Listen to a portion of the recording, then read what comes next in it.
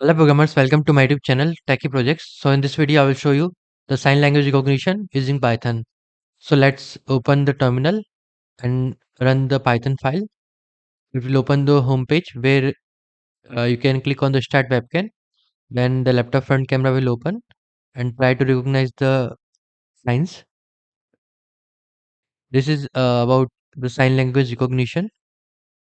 The laptop front camera open. Now we can show the hand sign. Like I'm showing O and it will predict that O.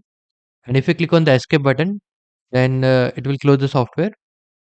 Okay, let's open the sign image. It will show like complete alphabet sign.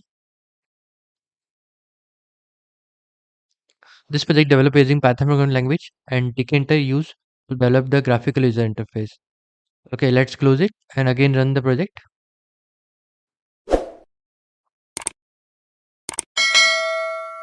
Again run python space main.py.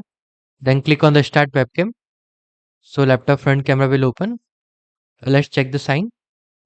Now I'm showing the X. So it predict the X sign. User can show any of the sign in front of camera, then model will recognize that particular sign.